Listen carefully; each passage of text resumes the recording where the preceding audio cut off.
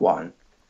And like I said in the last episode as well, it seems like to me that the progressive candidates are really firing up their base. It's even like with conservatives. Conservatives fire up the Republican base very well, and the progressive fire up the Yeah. Democrat base very well. And that is what I liked. A lot of people actually were worried when he won the primary, saying that he might not win because he's too left for Florida. But I mean, looking at polls as well, I mean, he's up. Three of the predictors for the election, I believe Cook Political Report, they both have it as still D, and one of them has lean D. I think it's the Sabato's Crystal Ball. That's pretty biased, but it's okay. I don't really look at that. The one I personally look at is more as 538 because I believe that that one is it's very in depth. And I think it's very well organized. I think Yeah. that Nate Silver does actually a really good job on that website. I think that's probably the best website for anyone who wants to know like a day or even an hour before polls close about what thing. I mean, he changes them every day. Like today, for example, they had Nevada as still R. Tomorrow they might have as a toss-up because they had a poll that came out again. Dean Heller was up 7 points. I was just talking about before. Um, the other race, I think, that is also going to be a very good race to watch is also Texas. I think Texas is probably going to go for Ted Cruz.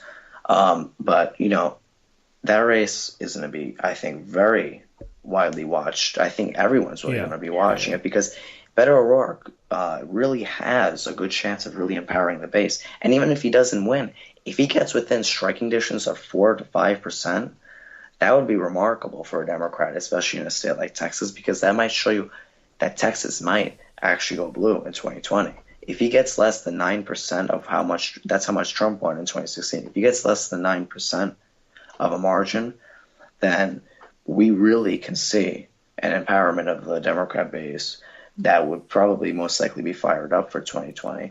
And um, the base could be really as well powered up this year, which they actually are, because I think Beto O'Rourke will be a very good senator for Texas. He's really an independent guy. He does really whatever the heck he wants, which is really working for him. He's gained popularity in a state where Democrats aren't particularly popular. He's you know he's going to get a lot of the young people to go out and vote for him, which is very good, which is exactly what we need. But he's one of the Democrats that is really campaigning in, again, the working uh, parts of the state, like the farmland. He's campaigning more there than he is Drummond in the really big actually cities. he's gone to the cities. He's gone. I think Yeah, he's Facebook living himself, pretty much driving all around the state, which is pretty incredible. We do that kind is of a great campaign method to do, in my opinion. yeah. So it does really connect with the people. So like yeah. So we got House plus 40 and GOP keeping the Senate.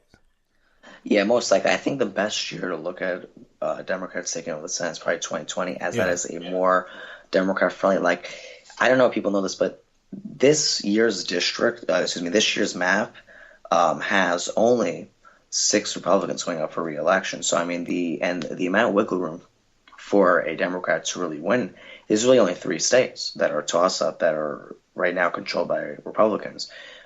Texas could be a toss-up, Tennessee, and even this state. Some might argue actually, but Arizona I think is actually going to be also a good state to watch. That's probably going to be tilted. That was held by a Republican. That's open now. Um, and also Tennessee is also an open seat for a pickup there. That's also a very good seat to watch. We have very popular people. I think Bryson had a very good chance of winning. But again, like in Nevada, the recent polls are showing Bryson actually losing um, in polls, that are not even biased at all. Like the New York Times poll that was out a month ago had Bredesen up by 3 or 4%, I remember, and then now they have Blackburn up by literally 6%.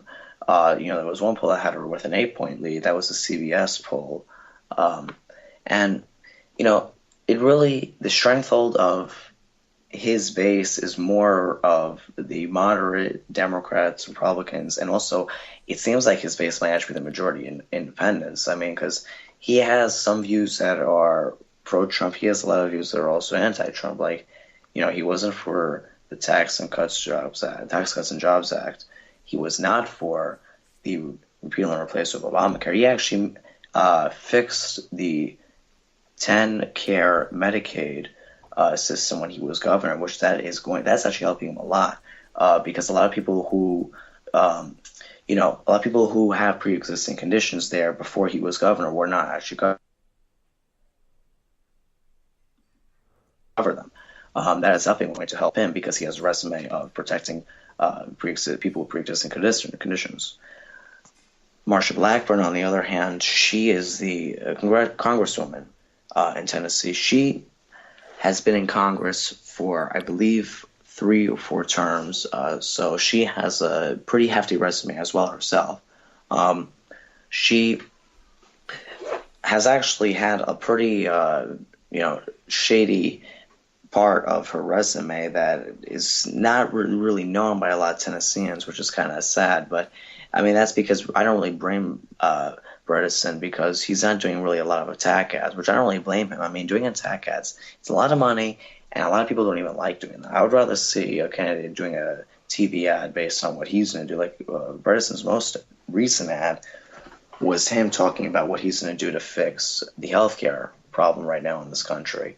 And also the opioid epidemic. I mean, Tennessee it's like New Hampshire. They have a huge opioid epidemic, like the entire country. But Blackburn's votes and missing a lot of congressional hearings based off of the opioid crisis, immigration, infrastructure, and her economic votes.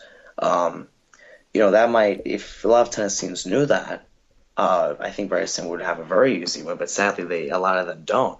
Yeah, I read that there's like people like living in the news desert where they just don't know, they just don't have any local news to tell them about their candidates. It's definitely a very tough situation. All right, thank you so much for the predictions, James. We will be seeing you this Tuesday for Election Day. It's going to be so fun to have you and a whole host of other people there. It's been Red Alert. I'm Spencer Walsh.